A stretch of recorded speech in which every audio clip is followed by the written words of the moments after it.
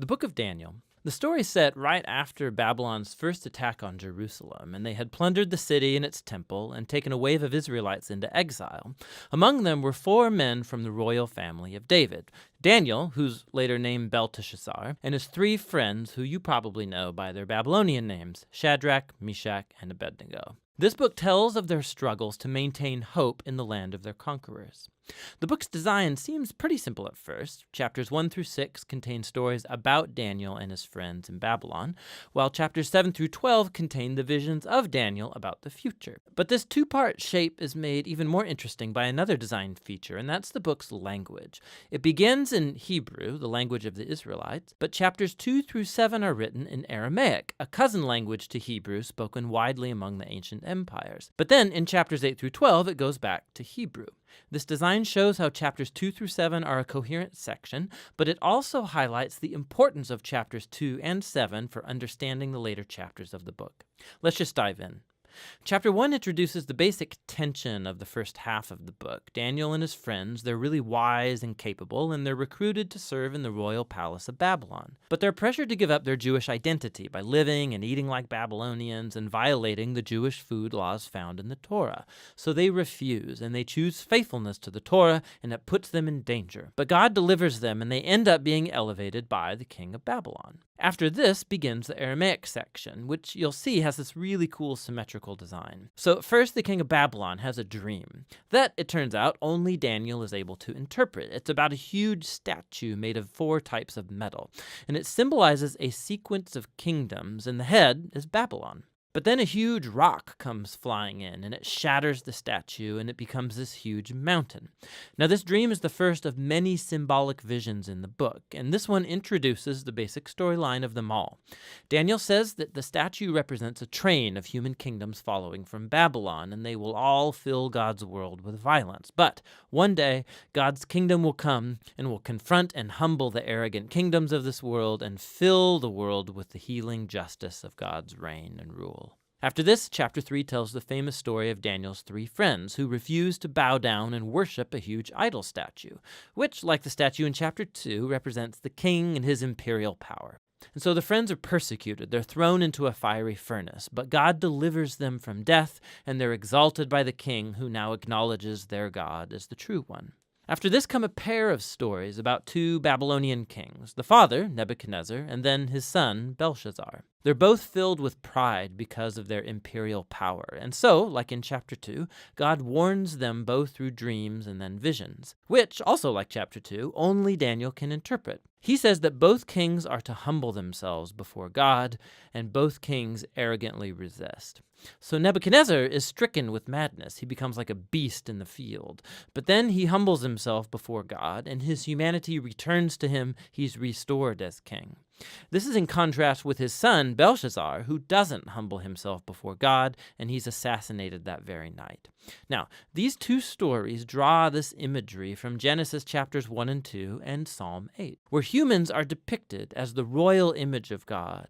He's given them authority to rule over the beasts of the field and the birds of the air on behalf of God, who is the world's true king. But when human kingdoms forget that, when they rebel and make themselves and their power into a God, they become less than human, like violent beasts who will face God's justice.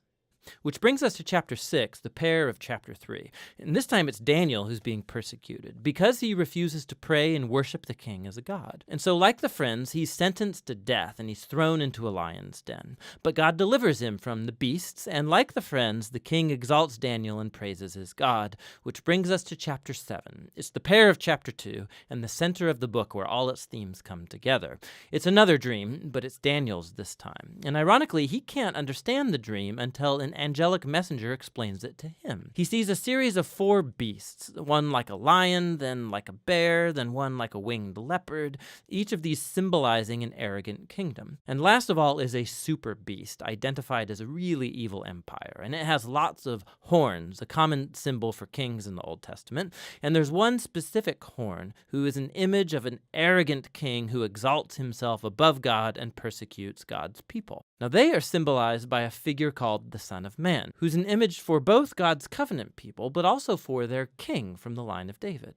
But then all of a sudden, God, who's called the Ancient of Days, comes and he sets up his throne. He destroys the super beast and he exalts the Son of Man on the clouds, where he comes up to sit at God's right hand and share in God's rule over the nations. We can look back now and see how all of these stories in the first half fit together. The three stories of faithfulness despite persecution, these are meant to offer hope to God's suffering people among the nations. But they suffer because human kingdoms have rebelled against God and have become beasts.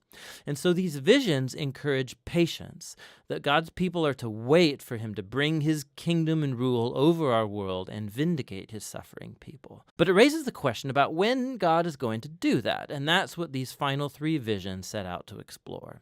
In chapter 8, Daniel has another vision about the final two beasts of chapter 7, but this time they're symbolized by a ram, who we're told is the image of the empire of the Medes and Persians, and then by a goat, who's an image of ancient Greece. And out of the goat come a whole bunch of horns, one of which symbolizes the evil king from chapter 7.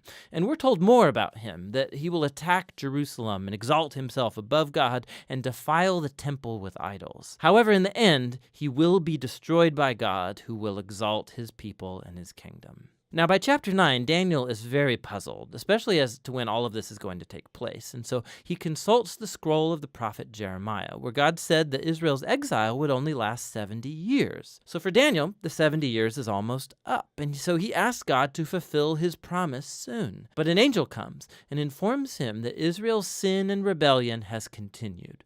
And so their time of exile and oppression will continue on 7 times longer than Jeremiah envisioned. Daniel is deeply disturbed by this, and he has one final vision. We're shown the same sequence of kingdoms. It's Persia, then Greece, and Alexander the Great, followed by lesser kings, all leading up to this final king of the north, who will invade Jerusalem, set up idols in the temple, and exalt himself above God. But then, all of a sudden, this king comes to ruin. Now, there's been endless debate about what all of these visions refer to. Many see a clear connection to the exploits of the Syrian king Antiochus in the 160s BC. He killed many faithful Jews in Jerusalem and set up idols in the temple. Others think it points forward to the Roman Empire's role in the execution of Jesus and the destruction of Jerusalem and the temple in AD 70. And still others think it will be fulfilled in future events that have yet to happen when Jesus will return. Now the problem is that the symbols and the numbers, they don't quite match any of these views perfectly. But it opens up the possibility that in a sense they are all right. The book of Daniel has been designed to offer hope to all future generations of God's people. It did so in the days of Antiochus's empire, and it has ever since. This is why Jesus could use imagery from Daniel to describe and confront the oppressive leaders he confronted in Jerusalem.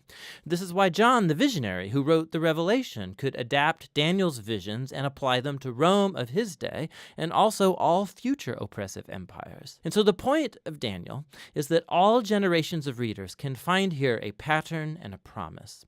It's a pattern that human beings and their kingdoms become violent beasts when they glorify their own power, when they redefine right and wrong and don't acknowledge God as their true king. But Daniel also holds out a promise that one day God will confront the beast. He will rescue his world and his people by bringing his kingdom over all nations. And so for every generation, this book speaks a message of hope that should motivate faithfulness. And that's what the book of Daniel is all about.